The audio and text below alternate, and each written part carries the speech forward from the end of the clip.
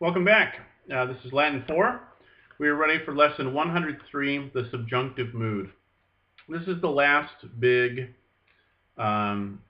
new thing to learn in Latin. Everything else will be built on this. I guess we do have the optative mood, but rather the optative use of the subjunctive, but that's really just a use of the subjunctive. So this is the last big one to learn, the last main hurdle in Latin. And it is a big one. And it is something we need to know. So the subjunctive mood represents the action as possible or desired, and is primarily the mood of the minor clause. We're going to call those dependent clauses, as the word subjunctive indicates. That is, it's placed under, it's dependent on something else. It bears some resemblance to the potential mood in English. For example, famous song from the Broadway musical. It's incorrect English to say, if I was a rich man. It is appropriate to say, as Tevye says, if I were a rich man. That's the English subjunctive. It bears some resemblance, I said that. In addition to its chief use in dependent clauses, it has other uses in independent constructions, as in commands and wishes, but they are not so frequently met with. The tenses, there are only 4 tenses: present and imperfect, perfect and pluperfect. So a present tense and a past, and then the past tense. They should say a present continuing tense and a past continuing tense, present and imperfect, and then a past completed tense, the perfect, and a pluperfect, a before the past completed tense. The time value of these tenses is in general the same as that of the indicative. The present and imperfect tenses belong to the present stem. Of course they do. They use the present stem. The perfect and pluperfect, part of the perfect system, they use the perfect stem, of course. And so now you can see why it's absolutely imperative that you know the principal parts of a verb, because you are going to need to. So I've asked you to put a bookmark there at page 291, 292 to see those principal parts. So the principal parts of laudo are laudo, laudare, laudavi, laudatus. Right? So you need to know the third principal part, laudavi, because you need to be able to use that present stem to make the subjunctive. Likewise, as you're going to see in a moment, it's imperative that you know which conjugation a verb falls into, because its subjunctive will be different based on that, as we'll see in a moment.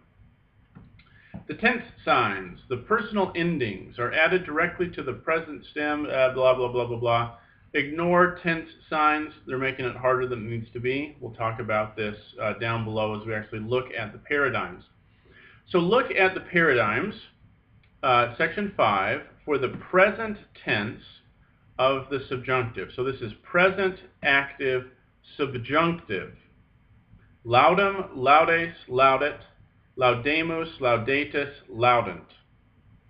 So that's very similar to laudo, laudas, laudat, laudamus, laudatus, laudant. The only thing different is the vowel in the ending. Instead of o, os, ot, amus, otus, ont, it's em, ace, et, amus, atus, ent. Okay. Note the first person singular takes an M. Remember, M is also a first person singular ending. It's just not used in the present. Look at your second conjugation. Monaam, monaas, monaat, moniamus, moniatus, moniant. So again, the verb, or rather the vowel in the verb ending has changed from the present. It's not monio, monet, it's monium, monias.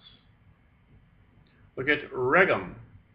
Regum, regas, regat, regamus, regatus, regant.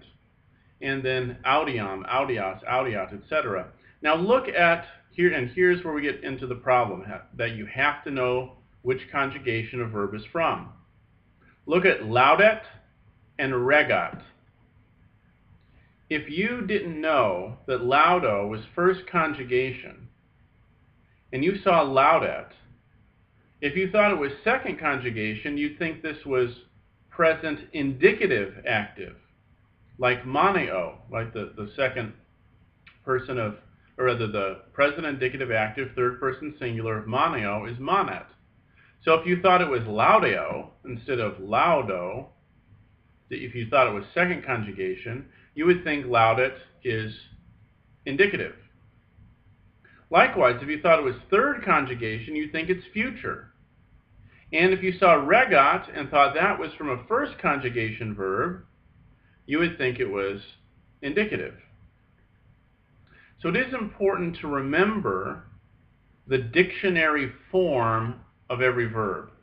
That is the first person singular of these verbs as you learn them. And that's why we learn them in that form. So we learn laudo. So you can remember, oh yeah, laudo, that's a first conjugation. Laudo, laudare, laudavi, laudatus. Right? Right. All right. Now, how are we going to remember this? There's a handy way to remember it. I suggest that you write over the conjugations 1, 2, 3, 4. Just write right under that, we fear a liar.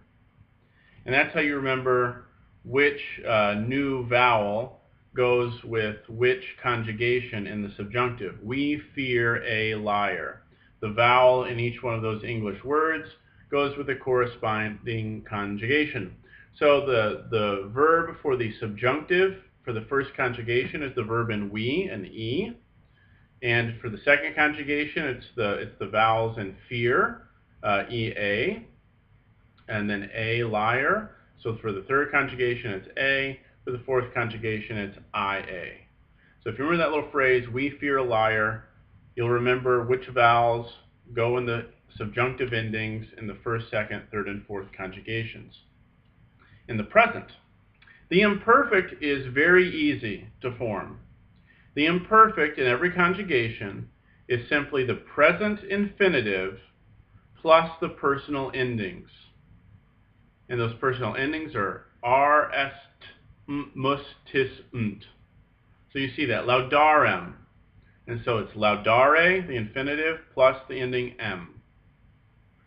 Third person singular, laudaret, so it's laudare plus the third person singular ending t.